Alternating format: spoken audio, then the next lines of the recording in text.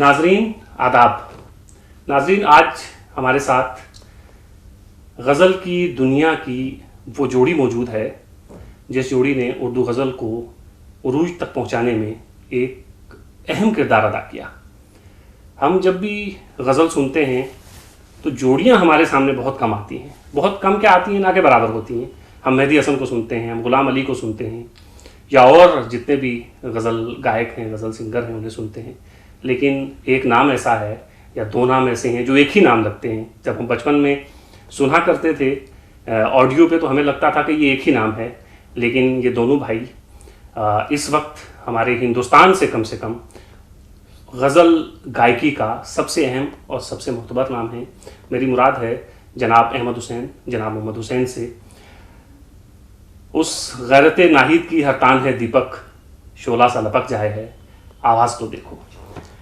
आपका बहुत बहुत शुक्रिया और आपका खैर मकदम है रेफ्ता में, आपने हमें वक्त दिया है।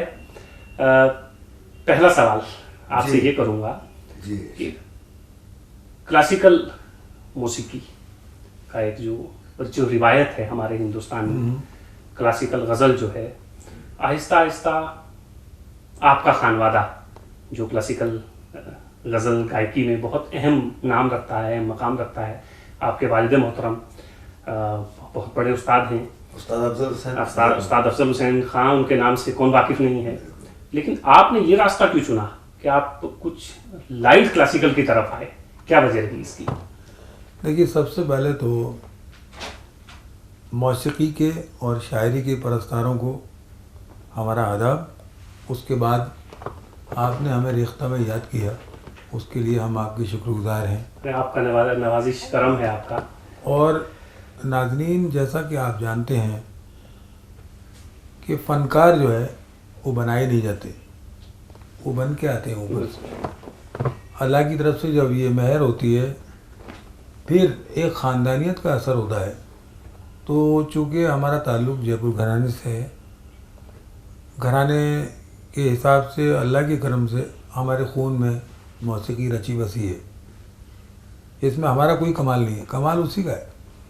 और जब हमने आँख खोली तो सुर ही कानों में हमारे गूंजे। अब जहाँ तक आपके सवाल का ताल्लुक़ है, तो मौसीकी की जो तालीम है हमने अपने वालिद मोहतरम मरहूम उस्ताद अफजल हुसैन साहब से हासिल की जी, जो अपने आप में एक खुद आला फनकार थे। जब वो हमें रियाज कराते थे, उस दौरान उन्होंने अचानक एक दिन बोला, यार मौसीकी, क्लासिकी मौसीकी तो सीख लो, बहुत अच्छा है, लेकिन पता नहीं मुझे अल्लाह की तरफ से ये गैबी आवाज़ सी आ रही है या मेरा दिल और दिमाग गवाही दे रहा है कि क्योंकि तुम्हारा रुझान शायरी में भी है, तो शायरी के एतबार से गज़ल गाना चुनो। और दोनों भाई साथ मिलके गाएं, जबकि हम रियाज भी अलग करते थे जी बचपन में, लेकिन उसी दौरान बोल दिया।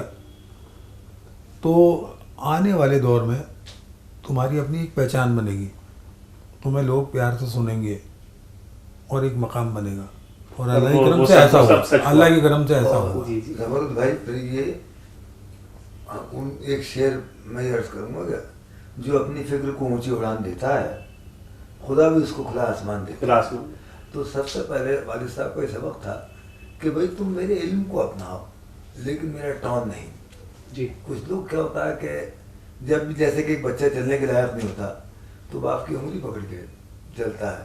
वो कोई भी अपनी ज़िंदगी में जिसको अपना आइडियल मानता है तो उसकी कॉपी करता है, लेकिन जब उसके हाथ, जब वो ज़मीन पर उसके पाँव जम जाते हैं तो हाथ छुड़ा लेता है, फिर वो अपना रास्ता इख्तियार करता है। तो वो यही कहते थे कि सबसे पहले अब गज़ल भी आपको गाना है तो शौराए कराम की सोहबत में रहिए जी, कि शायर के तासुरात क्या हैं वो मजरूह ना हो जाए। लफ्ज़ों में ही कंपोजिशन छुपी होती है। तो शायर ने क्या कहा है वो देखते हुए आप अल्लाह से मदद मांगिए, उसकी तरफ से कोई इल्हाम हो जाए तो फिर वो सोने पे सुहागा होता है। जी जी। अहमद हुसैन साहब, 1951, 1953 क्या बात, आपकी पैदाइश जी। और 1959 में आपका पहला शो जो आपने किया है, तो इस उम्र में तो जैसे उंगली पकड़ के आदमी चलता है और फिर जब पाँव जमीन पे जम जाते हैं तो उंगली छोड़ देता है, अपना एक रास्ता अलग इख्तियार करता है, आगे चलने की कोशिश करता है। लेकिन इस उम्र में तो हमें लगता है कि हम जो बच्चे देखते हैं या हम लोग भी इस उम्र में तो रोने धोने से ही हमें फुर्सत नहीं हुई होगी। तो आपने इतनी छोटी सी उम्र में एज ए चाइल्ड आर्टिस्ट कैसे ये सब कर लिया? साहब सबसे पहले तो उसका कारण बिल्कुल कि जब हमारे यहाँ शादियाँ भी होती है तो मौसीकारों में होती है, तो ये अलग बात है कि मस्तूरात गाती नहीं है हमारे, लेकिन है किसी फनकार की बेटी खून में, तो खून में ही मौसीकी दोनों तरफ से होती जी। तो बच्चा जब आँख खोलता है, मतलब वो खुद भी जब कुछ नहीं समझता है तब भी उसके कान में दादा का रियाज, नाना का रियाज और वालिद का, ताया का रियाज उसके कानों में घूमता है। फिर वो थोड़ा सा चलने के लायक हो जाता है तो माहौल मिलता है, वालिद अपने साथ भी ले जाते हैं स्टेज शो में। तो ये जो माहौल से भी लोग करते हैं, बनते बिगड़ते हैं। तो इसी तरीके से जब माहौल अच्छा मिलता है तो वो सब चीज़ें मिला के ये बात अल्लाह ने बना दी तो बन जाती। दो फील्ड ऐसे हैं जिसको आपने भी परखा और देखा होगा, नहीं देखा है तो इंशाल्लाह देखेंगे। एक तो फन, इसके लिए उम्र की कोई ज़रूरत नहीं है, दरकार नहीं है जी जी। और एक इश्क, किसी भी उम्र में आपको किसी में भी हो सकता है। तो ये वैसा काम है कि मेरा कमाल फन तो बस इतना है जिगर। जो आप पूछ रहे थे कि साहब बचपन में तो आदमी उस वक्त तो रोता है या खेलता है, यही इसके काम होते हैं। जी जी। लेकिन हम ये कहते हैं कि मेरा कमाल फन तो बस इतना है जिगर, वो मुझ पे छा गया, मैं ज़माने पे छा। अच्छा, तो ये है उसके कर्म के साथ साथ बचपन में हमें खिलौने भी, छोटे हारमोनियम, अच्छा, खिलौना भी वही है, खिलौने भी पूरी सास थे। वाह वाह। तो जी हाँ, तो ये फिर जब तो पहले हमने क्लासिकल गाया, उसके बाद जब गज़ल की तरफ रुख किया तो हमने बाकायदा जैसे शोराए कराम में बैठ के सीखा वही है क्या, हमद शरीफ खुदा की तारीफ़ है, नाज शरीफ हुज़ूर सल्लल्लाहु अलैहि वसल्लम, हुज़ूर मुस्तफ़ा सल्लल्लाहु अलैहि वसल्लम पाक की तारीफ़ है, मनक़बत जितने भी बुज़ुर्गान दीन है उनकी शान में होती है। फिर गज़ल, भजन, गज़ल में तगज़्ज़ुल झलकना चाहिए, भजन में भक्ति रस झलकना चाहिए, गीत में रोमानियत हो, और आपके जैसे आजकल सूफियाना कोई नया करे तो हमेशा से जी, मार्फत का रंग हमेशा से कि तो जैसा आपने फरमाया था 59 की बात चल रही थी। 59 में क्या है कि हमारे वालिद साहब ऑल इंडिया रेडियो में एज ए स्टाफ आर्टिस्ट थे और बचपन हमारा था ही था। तो उस वक्त बच्चों के प्रोग्राम हुआ करता था ही, और आपको इसके बारे में सुन के खुशी भी होगी और हैरत भी होगी। जब हम लोगों ने गाया था, छोटे बच्चों का गीत गाया था, और उस वक्त 5 रुपये, जो बड़े 5 रुपये हुआ करते थे, हमने नहीं देखे। नहीं, आपने तो नहीं देखे, लेकिन हमने देखे, इसलिए बता रहे हैं। तो जिन्होंने नहीं देखे वो हमारी बात पे यकीन करेंगे तो बहुत खुशी होगी, चूँकि हमने देखे। जिसने नहीं देखे वो अगर यकीन करता है हमारी बात पे, बहुत अच्छा है। नहीं करे तो हमें गिला भी नहीं है, क्योंकि अगर उसने नहीं देखा है तो उसमें उसका कोई कसूर नहीं। जब दुनिया में ही नहीं आया तो क्या देखेगा। तो कहने का मतलब है कि बचपन से ये रुझान रहा, पढ़ाई साथ साथ चलती रही। अच्छा, वो जो दुनियावी तालीम है वो साथ दुनियावी तालीम तो चलेगी अपनी जगह, लेकिन मौसीकी की तालीम भी तो बरकरार थी ना। जी जी जी। तो वो देखते हुए 59 से हमारा एक सफर शुरू हुआ जी, बचपन के प्रोग्राम से। अच्छा, 59 से आपका सफर शुरू होता है जी, और 80 में गुलदस्ता रिलीज होता है जी। तो ये गुलदस्ता जो आपकी एल्बम रिलीज हुई, ये उस 60 से 59 से 80 तक की जो आपकी गज़लें हैं वो सब उसमें शामिल हैं? नहीं जी, वो तो सिर्फ और सिर्फ सिलेक्शन है, और वो भी हमारी जो रहनुमाई की थी वो कल्याणी आनंद जी भाई ने की जी। उन्होंने ही सिलेक्शन उन्होंने किया इस एतबार से कि आज का आदमी भी आपसे जुड़े जी। हम मुतमईन नहीं थे, लेकिन वो कह रहे थे नहीं ऐसा करना है खान साहब। क्या है कि आपकी हमें कोई शक व शुबा नहीं है कि आपकी गायकी खराब है या आपका सिलेक्शन अच्छा नहीं है, वो नहीं कहना चाहते हम। एक आम आदमी भी आपसे जुड़ना चाहिए, आम आदमी का मिजाज जो है वो क्या है, जुड़ना चाहिए, ताकि वो भी आपके फन से लुत्फानंदोज हो। उन्होंने हमारी अदबी चीजें भी रखी, जैसे रागमाला, सावन के सुहाने मौसम में, मैं हवा हूँ कहाँ बता, जैसे हमारी पहचान। गुलदस्ता से कुछ तो मैं आपसे नहीं, मैं गुनगुनाएं वही क्या? कह रहा हूँ कि गुलदस्ता हो या रहनुमा हो या हम ख्याल हो, जितने भी हमारे एल्बम हैं उसमें होता क्या है कि एक एल्बम में पिछला ज़माना ऐसा था कि कम से कम 6 तो होनी चाहिए, बड़ी से से कम बड़ी 6, हो, बिल्कुल। और ज़्यादा से ज़्यादा आपकी 8 या 10 हो। और छोटी छोटी अगर लोग गाते हैं तो 5-5 मिनट की गाते हैं। तो वो हमारा सिर्फ उसमें 6 ही गाने, 6 ही गज़ल और गीत और इस तरह मिला के गुलदस्ता का रूप दिया था। जी, तो कुछ गुनगुनाएंगे हल्का जी, सा। हाँ। देखिए गुलदस्ता की कोई उसमें भी- यूँ तो आपने वो सुना है, मैं हवा हूँ कहाँ वतन हाँ, मेरा, हाँ, उसी की जोड़ है। उसकी एक मतला आपको हम सुनाते हैं। और उससे हटके उसमें जो सबसे अच्छी गज़ल है जो हमें पसंद है, जी जी, अपनी पसंद गुलदस्ता से तो सुनाइए। अच्छी है ही, हमारी पसंद जो है वो बाद में, पहले गुलदस्ता आपकी के पसंद। एतबार से और आवामी एतबार से तो ये गज़ल है, और मतलब जिसको अपन कहेंगे कि मयारी एतबार से भी। लेकिन उसके बाद जो गज़ल है उससे भी आप बड़ा पसंद फरमाएंगे। तो सबसे पहले मैं हवा हूँ कहाँ वतन मेरा, मैं हवा हूँ कहाँ वतन मेरा, दश्त मेरा ये चमन मेरा,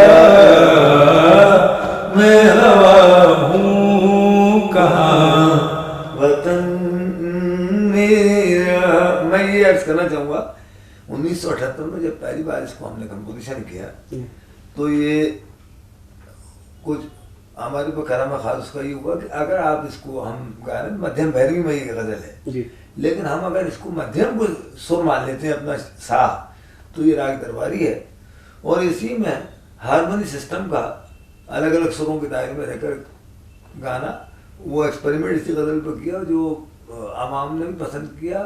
और फिर फनकारों में जैसे लता दीदी, दिलीप साहब, जी, अपने मेहदी साहब, गुलाम अली भाई, इन लोगों ने भी ये इस गज़ल को बड़ा पसंद किया। ये और तो ये कलाम है, ये कलाम साहब मरहूम अमीर हनफी साहब का लिखा है। और वो मौसीकी को बड़ी बारीकी से हाँ, जानते बिल्कुल, थे और अमीर हनफी समझते साहब। थे, जी जी जी। और बड़े काबिल इंसान थे। और अल्लाह का ये करम रहा कि इस गज़ल को उन्होंने सिर्फ और सिर्फ हमारे नाम कर दिया। वाह। ये उनकी दुआएं थी, मोहब्बत करते थे। और उसके अलावा उन्होंने हमसे ये भी कहा था कि मियाँ ये कमर्शियल डिस्क तो आ गई, अब आप ये सुनिए कि आप वहाँ गा के जो आए थे ऑल इंडिया रेडियो, जहाँ पहले ये छत्तीसगढ़ भी एमपी में होता था, और वहाँ एक जगह थी सरगुजा में, अंबिकापुर, वहाँ हम गए थे 1978 में सबसे पहले। उन्होंने ये गज़ल दी थी, वहीं ये कंपोज हुई थी। और उसके बाद से आज तक शायद ही ऐसी कोई महफिल हो जहाँ जो इसके बगैर जी। कंप्लीट हुई हो, और शायद ही कोई गजल का चाहने वाला ऐसा हो जिसने ना सुनी हो, जिसने ये गजल ना सुनी बिल्कुल हो। बिल्कुल। जी, जी। और समझ भाई एक हम और अर्ज करना चाहेंगे, जैसे गज़ल गुलकारों के बारे में आपने जो मशहूर नाम है वो तो सुने ही, जैसे मरहुमा बेगम अख्तर साहिबा, उस्ताद अफजल हुसैन जयपुर वाले, उस्ताद अफजल हुसैन नगीने वाले, और के.एल. सहगल साहब, बेगम अख्तर साहिबा, मेहदी हसन, गुलाम अली, लेकिन चंद जगजीत नाम सिंह। ऐसे भी हैं जैसे बहुत जी, जी, अच्छे, बिल्कुल। बहुत ही अच्छे अच्छे, जैसे राहत अली साहब, जी, बहुत जी, नया बिल्कुल। फनकार थे, जी। मोहम्मद याकूब साहब, मुजद्दिद नियाज़ी साहब, जी। अपने गोविंद प्रसाद जयपुर वाले, यूनुस मलिक, मलिक साहब, और वो भी गाती थी, निर्मला जी गाती जी, थी, हम उनके साथ गाए हैं, वो नसीम बहुत चोपड़ा। अच्छा। नसीम चोपड़ा, मतलब कहने का मतलब है कि बहुत सारे लोग उन नामों को नज़रअंदाज कर देते हैं। और जैसे हमारे तलत महमूद साहब, हाँ, जी। नॉर्मली आपने देखा हो जब लिस्ट आती है तो पता लगा उनका नाम कहीं ना कहीं इधर उधर लोग न जाने क्यों कर देते हैं या नहीं लेते, वो मुनासिब नहीं है। हाँ, लेकिन सर तलत महमूद का नाम तो फिर भी कुछ लोग ले लेते हाँ। हैं, लेकिन बाकी नाम जो आपने गिनवाए हैं, जी हाँ। अब ये समझिए कि हमारा ज़ोक इस तरह का हो गया है, जी हाँ। ये हमारे लिए नहीं, इस वक्त जो मुआशरा, जो समाज हमारे इर्द गिर्द है, अब उससे हमें ये शिकायत तो हमेशा रहती है, और एक जेन्युइन फनकार को तो हमेशा रहेगी। अरे ना। गालिब का मामला ये है कि उसको उसके ज़माने में शायद उतनी पजीराई नहीं मिली यकीनन जो उसको बाद में मिली। यकीनन। तो ये वक्त है जो इंशाल्लाह इन सब लोगों को निकालेगा, जी। जो बहुत अहम लोग हैं हमारे। ये मैं आपसे भाई- एक चीज़ ये जानना चाहूँगा जी। कि आपने अपने वालिद मोहतरम से जी इब्तदाई तालीम मौसीकी की वहाँ से सीखी, जी उसके बाद किन किन लोगों से आपका ताल्लुक रहा, क्योंकि हमारे गज़ल के चाहने वाले, आपके चाहने वाले, जिनमें मैं भी शामिल हूँ, मैं ये जानना चाहूँगा कि किन किन लोगों से आपने मौसीकी की तालीम हासिल की। हाँ, ये क्या एक देखिए, हमारे वालिद साहब से भी बहुत पहले, हमारे वालिद साहब तो करते ही करते थे, हम उनके साथ, उनके साथ साथ सबसे पहले, उनके बाद अगर किसी ने हमें शफ़क़त का हाथ रखा हमारे ऊपर, तो वो हमारे फूफा थे मरहूम अब्दुल हमीद साहब। उनसे भी फिर एक बड़े अच्छे फनकार थे, उनको, वो हमारे उस्ताद तो नहीं थे, लेकिन उस्ताद जैसा हमने वालिद साहब की वजह से उनको माना, और वो सारंगी नवाज थे, रमज़ान खान साहब। लेकिन गंडाबंदी क्या होती है, गंडाबंदी सिर्फ हमने अपने वालिद साहब से कराई है जी, क्यों, बगैर गंडे के हमारे यहाँ काम नहीं चलते हैं। अच्छा, जो शागिर्दी ये में आएगा तो वो शागिर्दी बांध- रिवायत। ये रस्म है जी, रस्म है, चाहे मतलब आपकी आपके शागिर्दी में जो आएगा तो आप उसको ये बात यकीनन नहीं, हमने बाकायदा वालिद साहब से गंडाबंदी की रस्म जो तरीक़ा वो हमारी वालिदा से करते थे, जब सीखना आना है तो बेटे बन के नहीं आना, शागिर्द बन के आना। वाह, क्या बात। तो ऐसे करके, और फिर तो ये दुनिया है, आप सबसे सीखते हैं। तो जितने फनकार हैं, हम तो ये कहते हैं कि किसी ना किसी से आपको कुछ ना कुछ मालूमात होती है, कुछ सीखने को मिलता है आपको। लेकिन ये है कि आप अगर सिर्फ तुलाबा बन के काम करेंगे तो आगे बढ़ते रहेंगे। जहाँ आपने उस्तादी अपने आप में मान ली या उस्ताद बन गए, तो शायद वो आपकी एक बॉर्डर आपकी उम्र जो है लाइन वहाँ होती है, पे, और वहाँ रुक एक गए। तरह से आप रुक जाते हैं। जी जी, बिल्कुल। वो रुकना नहीं है, क्योंकि मंजिल की जुस्तजू थी, मैं बढ़ता चला गया, मंजिल मेरे करीब से होकर गुजर गई। ऐसा होना चाहिए कि मंजिल की पता ही ना जुस्तजू चले। ही ना जुस्तजू ही हमेशा रहे। जुस्तजू में रहे। बस। जैसे मोहब्बत मावरा अकल एक ऐसी हकीकत है जहाँ मंजिल तो होती है मगर पाई नहीं जाती। पाई नहीं जाती। अगर मंजिल मिल गई तो खत्म हो गया। तो वालिद साहब ये कहते हैं, हर प्रोग्राम को पहला प्रोग्राम मानना। वाह, जहाँ उस तरह की तैयारी करके आए। अल्लाह से- आज भी अहमद हुसैन मोहम्मद हुसैन साहब, आज इस वक्त गज़ल का जी, बहुत ही मोतबर और बहुत ही अहम नाम है आप। अल्लाह का करम। और हिंदुस्तान में अगर हम गिने उंगलियों पे, तो मुझे लगता है कि सबसे पहले गज़ल गायकी में अगर कोई नाम आता है तो अहमद हुसैन मोहम्मद उसका हुसैन करम साहब। है। आज जब आप शोज़ करते हैं, स्टेज शो करते हैं, तो क्या वैसी ही तैयारी करनी पड़ती है आपको जो आपने मसलन गुलदस्ता के वक्त की थी, या अब आप समझते हैं कि नहीं, अब तैयारी की जरूरत नहीं है, गा लेंगे हम लोग? हर वक्त, अभी हमने अर्ज किया था ना, हर प्रोग्राम को पहला प्रोग्राम मान के, अल्लाह अगर कोई कामयाब कर दे तो हो जाएंगे, वरना स्टूडेंट जो है बन के काम करेंगे तो आप कारगर रहेंगे। आपने वैसा काम किया है कि जैसे आजकल बड़ा अजीब सा हम एक माहौल देखते हैं कि फ़नकार कहीं भी जब अपना फ़न पेश करने जाता है तो अक्सर जो ख़बरनवीस हैं वो आके ही कह देते हैं कि साहब क्या गाएंगे। तो ये अजीब सी एक मतलब वो आपके हमारे लिए लिए कश्मकश हो जाती है। हम उनसे कहते हैं कि साहब अगर हमारा मूड उस वक्त कुछ चेंज हो गया तो हम चेंज भी कर सकते जी। हैं। तो आपकी खबर जो है वो ऐसी हो जाएगी, जिन्होंने देखा है वो आपको ये कहेंगे यार ये चीज़ ये तो थी, गाया ही नहीं उन्होंने। ये तो गाया नहीं था। जी, जी। तो वैसा ही है कि जब घर से आप निकलते हैं कोई गाड़ी लेके, तो आप प्लान थोड़ी करते हैं कहाँ गियर डालना है और कहाँ एक्सीलेटर दबाना है और कहाँ ब्रेक मारना है। वो कुदरती है, वो ऑन द स्पॉट आप डिसीजन लेते हैं। तो ऐसे ही हम लोग प्लान कभी नहीं करते। हम तो महफिल देख जो अल्लाह गवाह दे वहाँ तो नहीं, बस। महफिल देख महफिल शुरुआत कराने करते जी, हैं। जी। शुरुआती दौर में हम जांच लेते हैं। 3 तरह की महफिल होती है। एक होती है कि जहाँ गायकी पुट अगर लोग सुनने वाले होते हैं कि साहब गाना बहुत तगड़ा सुनते हैं, मौसीकी। तो फिर हम मौसीकी की समझ है बहुत ज्यादा। समझ है, तो फिर मौसीकी भारी होनी चाहिए। वैसा हम हिसाब कर लेते हैं अपने आप। और जहाँ कलाम लेकिन कहीं कलाम बड़ा पुख्ता सुनते हैं तो फिर कलाम पे जोर दिया जाता है। जी, और कहीं कहीं ऐसे होते हैं जो मिक्स होते हैं कि शायरी दोनों और चीजें। गाना दोनों सुनते हैं, तो फिर उसकी तो अब आप बात ही सुनाते हैं मैं हवा हूँ कहाँ वतन मेरा। फिर हम सुनाते हैं कि तू मैं हवा हूँ कहाँ वतन मेरा और तू तो अभी अभी जब से आपके वाकिफ है बेगम हम ना ना हो। जरा ये हल्का सा मैं बोलना यही है। कह रहा था आपसे कि गुलदस्ता में अगर बहुत- मैं बहुत हवा हूँ के खूबसूरत बाद गजल है तो बड़ी खूबसूरत बहुत गजल है। खूबसूरत गजल है ये। तो अभी से वाकिफ गम न हो, अभी तेरा अहद शबाब है। तू अभी से वाकिफ गम न हो, अभी तेरा अहद शबाब है मेरी चश्म में शौक न देख तू मेरी चश्म में शौक न देख तू के आंसुओं की किताब है तू अभी से वाकिफ गम न हो अभी तेरा अहद शबाब। ये कलाम था अंजुम जयपुरी साहब का। जी, और ये वो गज़लें हैं जो आपने गुनगुनाई हैं, जी जो गुलदस्ता में शामिल हैं। जी।